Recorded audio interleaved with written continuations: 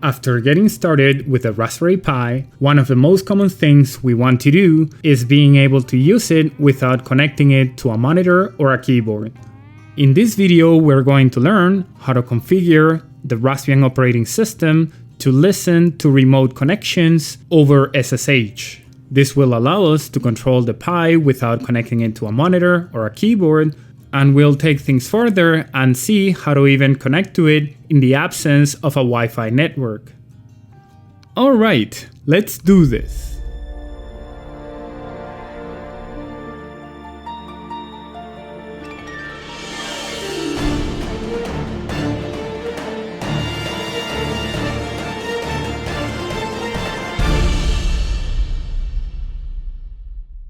For this video, we're going to use a Raspberry Pi 4, a MicroSD card that will flash with Raspbian OS.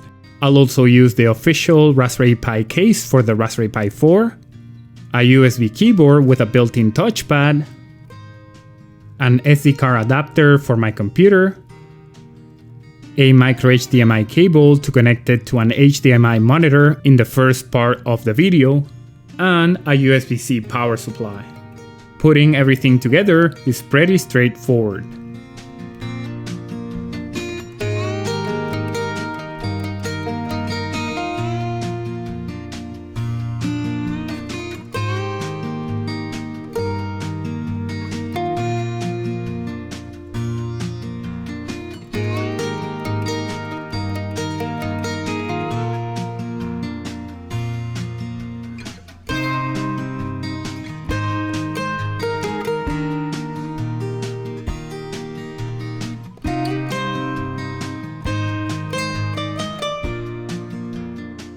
With everything connected, I'll go ahead and boot up the image that we had flashed in a previous video. I'll go to the System menu, and in the Preferences option, I'll select the Raspberry Pi configuration.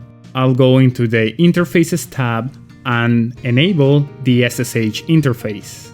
After doing that, I'll make sure that I'm connected to a Wi-Fi network.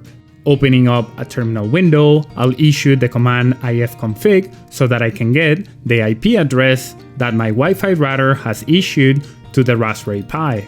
Once I know the IP address, I can go onto another device, in this case my laptop, and making sure that it's also connected to the same Wi-Fi network, I can open a terminal and issue an SSH command in order to connect to the Raspberry Pi. I'll use the default password as I haven't changed it, which is Raspberry. After verifying that the authenticity of the connection is legitimate, I am able to establish a remote connection into the operating system that's running on the Raspberry Pi. I can do things like navigate the file directory, create a test file, and run commands like Python to execute files and other tasks. If we go back to the desktop environment running on the Raspberry Pi, we can see that the file was actually created in the system. We can in fact open it and even run it and see that the results are the same as we had over the SSH connection in a terminal window. Another thing we can do is use SSH directly on the Pi to establish a connection onto the laptop, provided that the laptop is running SSH as well. For testing purposes, we'll copy over the file that we created on the Raspberry Pi over to my laptop, which is running Mac OS X. I'll copy it to my desktop, and bear in mind that the credentials are not Pi and Raspberry as it is for the Raspbian OS, but whatever username and password you have in your operating system. After verifying that the file was actually copied over, we can take things a little bit further.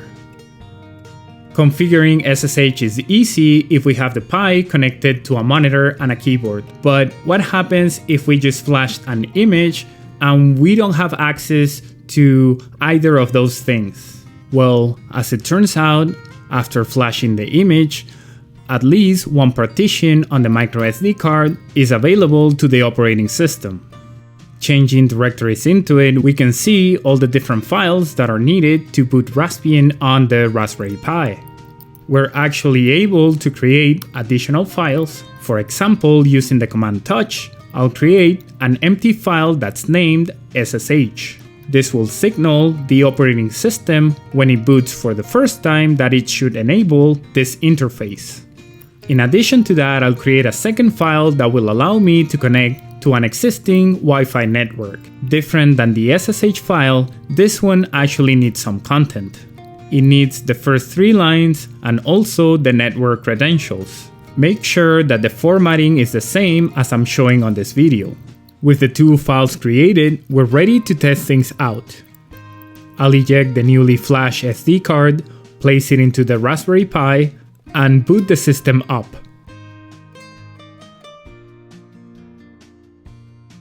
I'll wait a few seconds until the operating system boots up. Then, in order to establish an SSH connection, I'll need to find out the IP address that's been given by my network to the Raspberry Pi.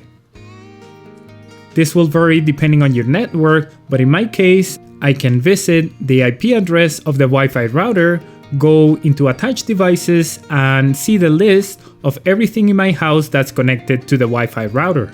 I can see that in fact one of the entries corresponds to the Raspberry Pi, and using the IP address, I can try to establish that SSH connection. Because we SSH into the Pi before, we'll likely see an error saying that something fishy might be going on. In order to fix this, you'll simply need to edit out the old entry corresponding to the Pi on the known host file inside the SSH folder. Once we do this, we can give it another try and verify the legitimacy of the connection. If everything goes as expected, we can do similar things to what we did before in the other instance of the Raspbian operating system. Moreover, we can use the scp command from the Raspbian operating system to copy the file over to Mac OS X running on my laptop. We can see that if we use Python running on OS X, the file executes just the same.